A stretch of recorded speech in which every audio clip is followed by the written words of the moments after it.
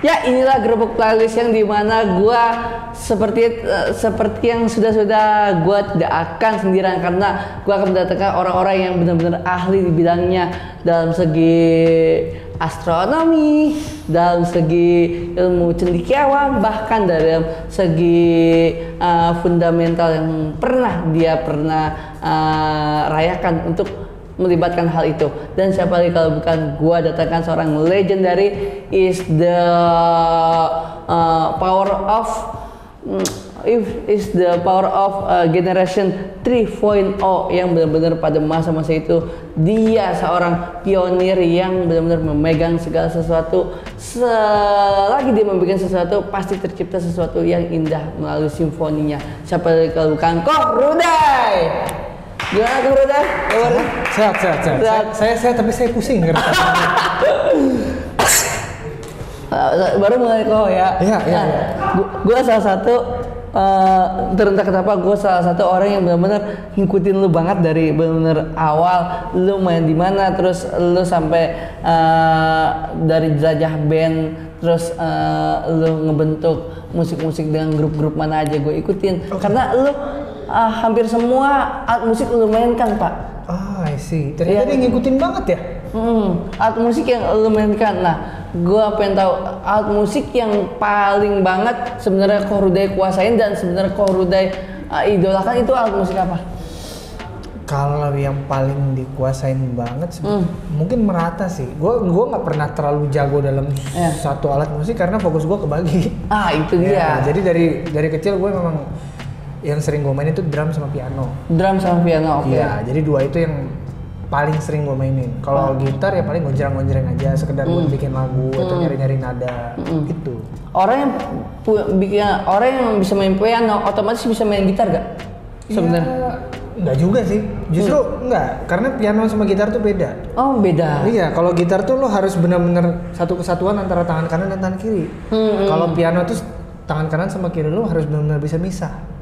Harus benar-benar bisa misah ya? Iya, jadi ini mijitin lo, yang ini ngapain gitu. Oh, harus punya kegunaan yang beda? Iya, harus independen. Kegunaan yang beda? Iya. Dan pada saat itu akhirnya yang lebih condong, akhirnya Koh Rudai merambah beralat musik itu keyboard lah.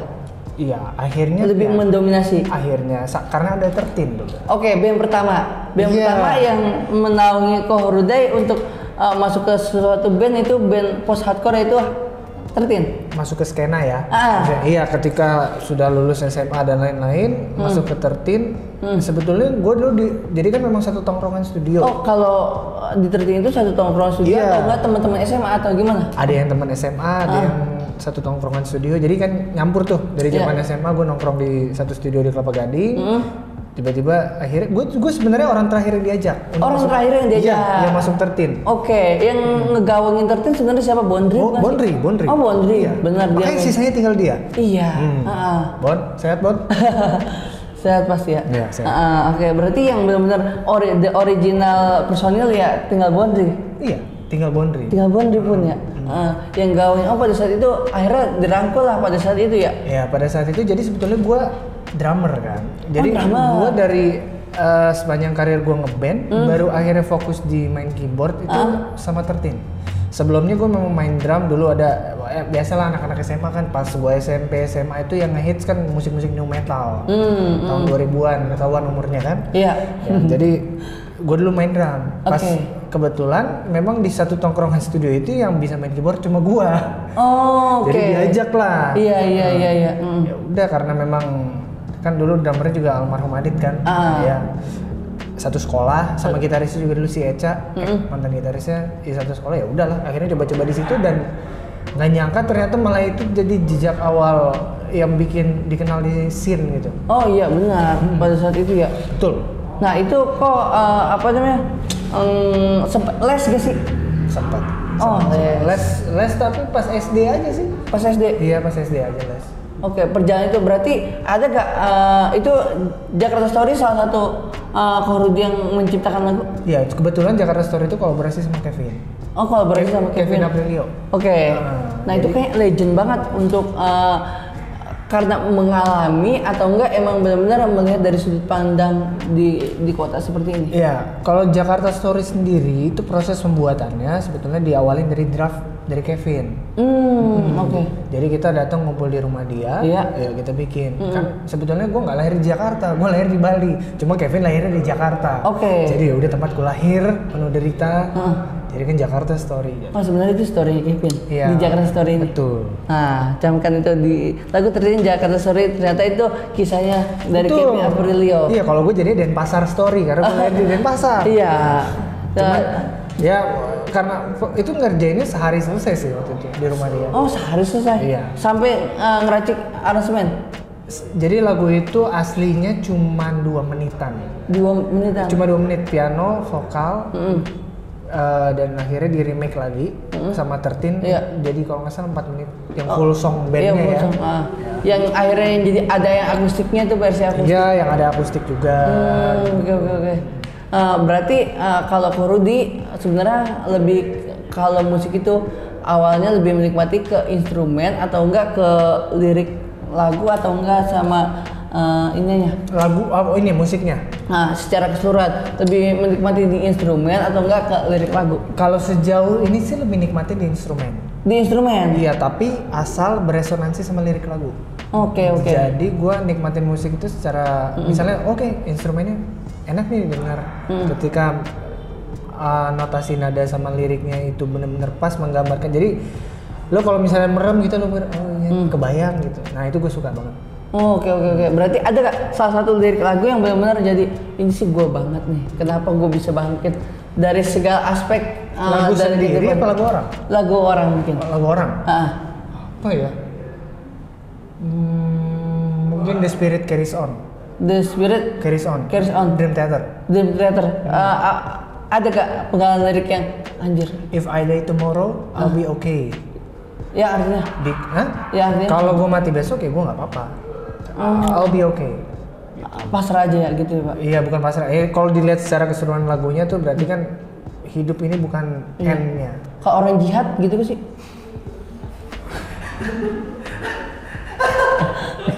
Kalau jihad berarti kan kayak macam udah pasrah juga. Bisa ganti topik ya?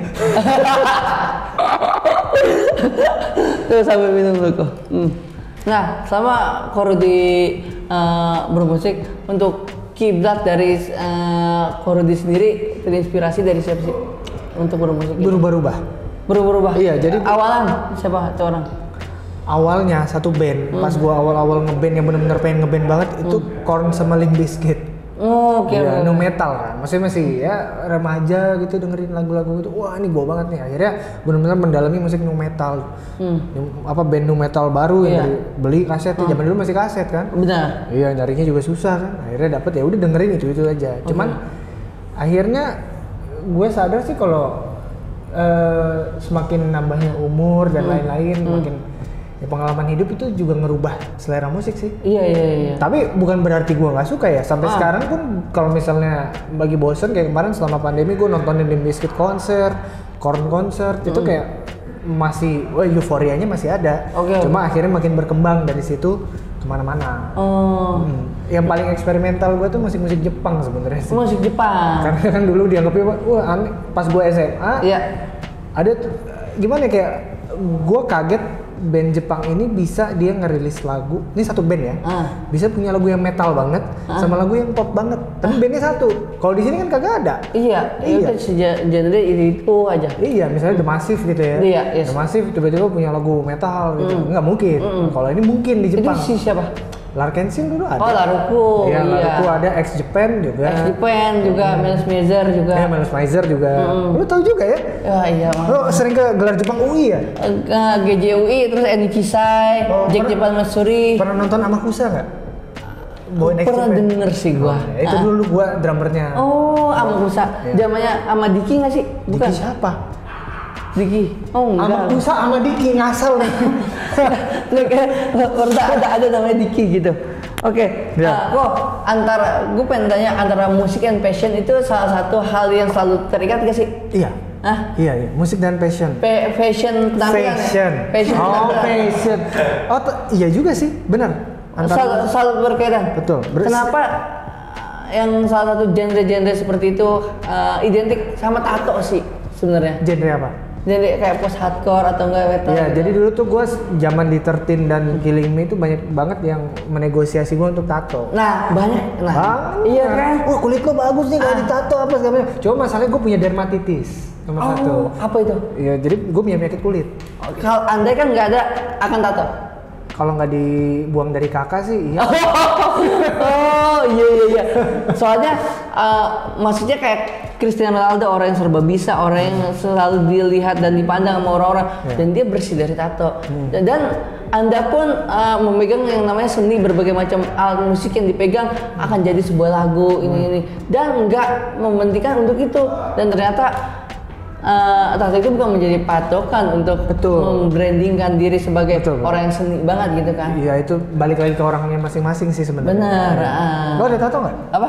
Ada tato? Ada tapi nggak kelihatan. Oh, nggak kelihatan. Tanda lahir. Nah, untuk band sendiri kiblatnya untuk band luar negeri yang didewakan itu sebenarnya ada gak dari Kohrudi gitu? Sampai gue bermusik karena dia nih, musik dia. Nah, itu masalahnya. Gue nggak pernah yang terlalu mendewakan sebuah band karena gue suka musik. Oke. Ya, jadi gue suka musik dan gue tuh selalu suka sama sesuatu yang unik dari band-band misalnya.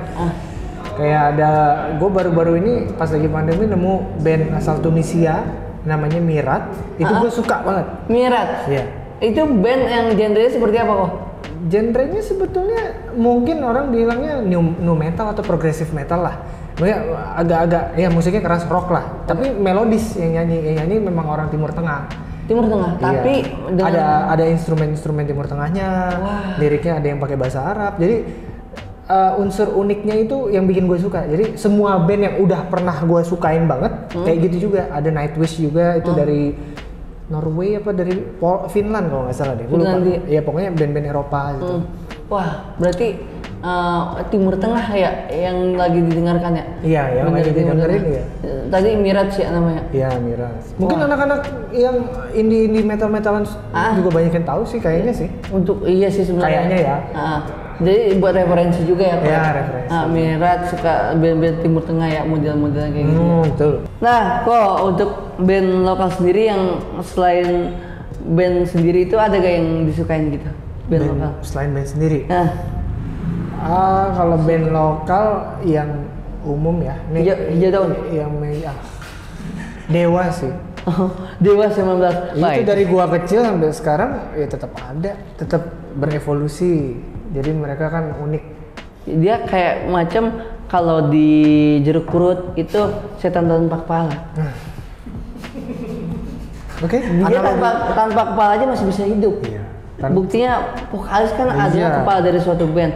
Jadi siapapun yang jadi vokalisnya tetap masih pantas. Luar biasa Ahmad Dhani ya? Iya, komposisinya mantap sekali ya. Gimana menurut Kohrudi? Cocok Anda tanpa kepala Jeruk Purut? No comment. Hampir sama nggak? Tapi genrenya beda antara horor Dewa 19 sama Clean Bandit. Ya mungkin suatu saat Ahmad Dhani akan membuat Dewa 19 seperti Clean Bandit. Iya, karena Clean Bandit nggak punya vokalis tapi lagunya enak. Iya. Tapi Clean Bandit itu kan lebih ke elektronik produser. Walaupun beda ya kan. Ngerti. Nah, the last question kok ini Kohrudi kan sekarang kan yang saya lihat kan lagi menjajaki band Liong. Emang masih ada? Saya tidak tahu itu kan masih ada atau tidak tergantung dari personilnya. Kok tiba-tiba bilang emang masih ada?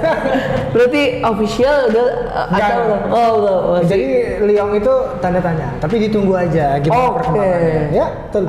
Dari merambah dari band akan mau menjadi program kuliner atau kedai kopi? Mungkin kedai kopi. Kopi jadi lebih chill ya, biar chill. Nah, dari kan personil bertiga. Ya. Yang paling istilahnya di band yang sebenarnya ngeselin yang bisa dibilang ngeselin tapi kayak kelihatan jahil gitu ada gak? Ya Onat lah. Dari Killing Me juga Onat. Onat juga ya? Dari zaman dulu. Dan on time gak sih orangnya? Hah? On time gak sih dia orangnya? Onat. Kalau akhir-akhir ini sih agak-agak on time. Akhir-akhir ini ya nggak tahu apa karena pandemi bikin dia stres gitu, jadi harus on time gitu.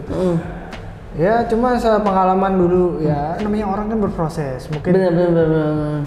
Dari zaman yang belum punya bini kan ya, zaman kita dulu abis manggung hilang-hilangan dulu kan dia. Iya gak? yang ngomong dia loh. Iya, yang ngomong saya. Tapi narasumbernya dia tuh. Baru di sebelum di belakang kamera. Ada ritual khusus gak sebelum manggung itu, misalnya kayak motong ayam cemani atau gimana gitu? Enggak lah, motong ayam sadis banget, emang band ini black metal. Ada kan tapi ritual khusus selama band ya? Wah, kita harus ini dulu nih sebelum ngeband. Enggak, kalau gue sih pemanasan. Cemilan gitu. Gue gitu-gitu. Oh harus gitu. Ya kalau nggak suara gue habis. Sampai scream bisa loh. Ya masalahnya gini, yang nyanyi siapa? Onat bisa. Oh iya sekarang udah ngekuat dia. Gitu masalahnya. Karena ada tuh videonya di salah satu sosmed. Lagi nyanyi tiba-tiba nyamperin, lupa dai. Terus gue yang lanjutin, untung inget liriknya lagi main piano. Gitu ya Pak ya? Rockstar. Yoi, apapun dilakuin. Yang penting udahannya ketawa-tawa. Nggak tahu ya kalau IO cemberut apa enggak, yang penting kitanya ketawa-tawa. Udahannya ya. Nah oke, udah. Pokoknya apa tuh seru sekali ya. Di antara di antara perbincangan kali ini. Ya. Karena band Liam tetap yang dianggap ada personilnya berapa? Hah? Dianggapnya ada berapa personilnya? Iya dulu sih 3, sekarang nggak tahu berapa. Oh udah, berarti gantung ya? Gantung Pak. Dulu 3, berarti ada sesuatu yang sekarang berapa? Oke, nggak tahu aja. Wah udah. Nah sekarang oke lah, sekarang masuk ke segmen 2, yaitu tanya-tanya tentang playlistnya Ko Rudi yang ada di platform musik handphonenya sekarang juga. Nah inilah grup playlist yang dimana yang ditunggu adalah season kedua. Ini adalah part kedua dari Ko Rudi, karena ini adalah top 3 playlist dari Ko Rudi yang ada di platform musik via gadget. Silakan Ko Rudi, di top 3 yang nomor 3 ada musik siapa yang benar-benar dijunjungi sama Ko Rudi sebenarnya? All time ya? All time. Peringkat 3 ada siapa kok? Ada Mira yang tadi? Iya yang tadi. Woi, langsung sering dengerin. Iya, langsung jadi Mir. Logonya seperti itu kok. Oke, segitiga terbalik ya. Nggak tahu maksudnya apa. Tengah.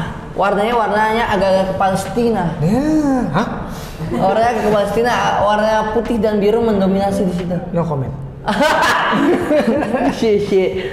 Miraj dengan lagu yang sangat referensi untuk didengarkan, salah satunya lagu yang judulnya apa? Nobody's Life. Nobody's Life. Iya.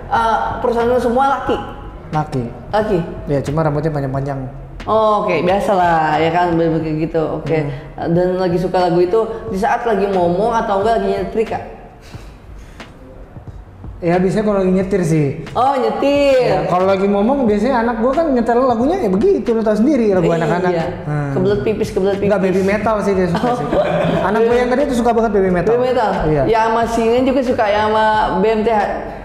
Nggak dengerin dia dengerinnya itu apa? Gimme Chocolate. Yang itu, pokoknya itu yang dulu. Iya, yang baby metal versi originalnya ya. Iya. Cane ada. Baby metal. Itsune cane. Ijime dame? Iya. Itu dah. Itu ada ya. Itu ada juga. Di lagu yang kedua, peringkat kedua dari Ko Rudi All the Time. Playlistnya apa? Dari siapa? Tatsuro Yamashita-san. Wah, benar-benar mendominasi ya. Ya karena gue suka banget sama City Pop. Oke. Dia nih udah senior sekarang, udah entah 70 60 umurnya. Dia masuknya City Pop juga kan? Ya di pertengahan masa hidupnya yang singkat itu ya aja. Iya, Liam. Berarti City Pop. Ini Pasifik ya? Itu albumnya sih. Dekat SCB. Hah? Dekat SCB. Oh, Pacific Place dong. Oh, benar. Ini lagu yang benar-benar jadi andalan, lagunya dari Pasifik, judulnya? Dari Tatsuro Yamashita itu lagunya nggak tahu ya, ada di sini nggak ya? Soundtrack anime? Bukan. Oh, enggak. Bahkan sebelum anime itu mendunia, dia Megaloman? ada judulnya Sparkle. Iya, Sparkle. Oh, nah bisa didengerin di Pacific yang judulnya Sparkle ya? Iya. Oke. And the final playlist for all the time is Ko Rudi. Siapa Ko Rudi?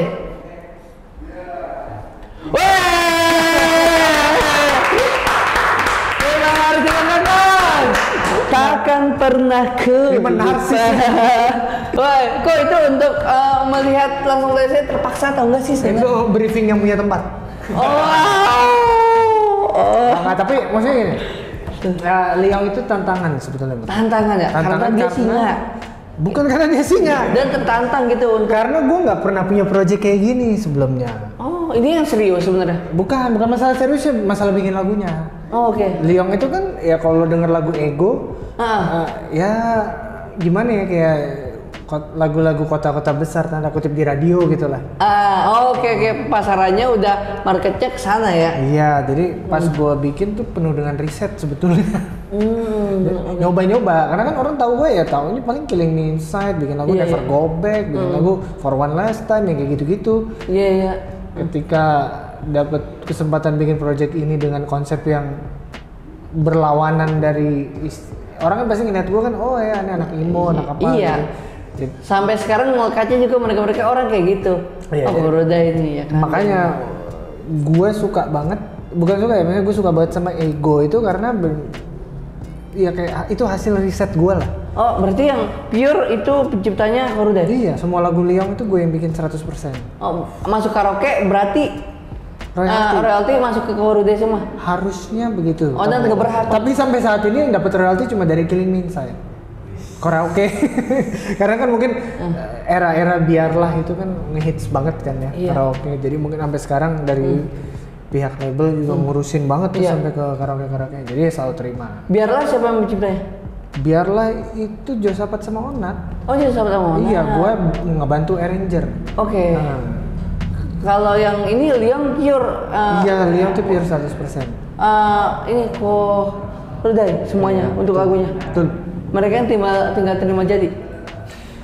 Ya, begitulah. Oke. Wah, keren sih itu. Wah, jadi ceritanya begitu fenomenal sekali ya. Betul, luar biasa. Untuk perjalanan band sampai sekarang ini ya, dari ciptain lagu, dari yang saya tanyain tentang genre musiknya apa, terus kiblatnya kemana, terus ternyata lebih suka yang ke city pop, bahkan di Jepangan pun lekat banget kok, ya kan ya.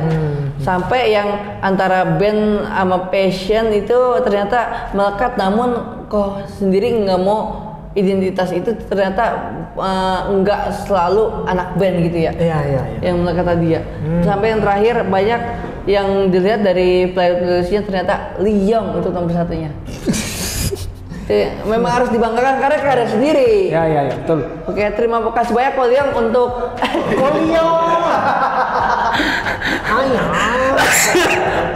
itu Akyong tadi dia. Terima kasih banyak Ko Rudy untuk waktunya, dan saya berterima kasih banget akhirnya bisa ketemu loh di dalam waktu yang benar-benar dipertemukan gitu ya kan, tanpa direncanakan loh. Iya, tanpa direncanakan. Iya, dan terima kasih juga untuk yang punya wadah ini, The Leonardes Onadio, untuk memfasilitasi tempat Grebek Playlist, di mana Grebek Playlist in every time, in everywhere ada untuk kalian semua wahai para squad sosmed. Nah, untuk itu jangan lupa like, subscribe, and nyalakan tombol lonceng, dan apapun yang kamu suka. Bahkan di sini Ko Rudy sudah udah mengepikan dari playlistnya. Jadi Anda yang bisa untuk Rudyers di luar sana yang sudah menyaksikan bisa terinspirasi oleh playlistnya dari Ko Rudy. Sampai jumpa di Grebek Playlist selanjutnya, and see you next time, and stay around.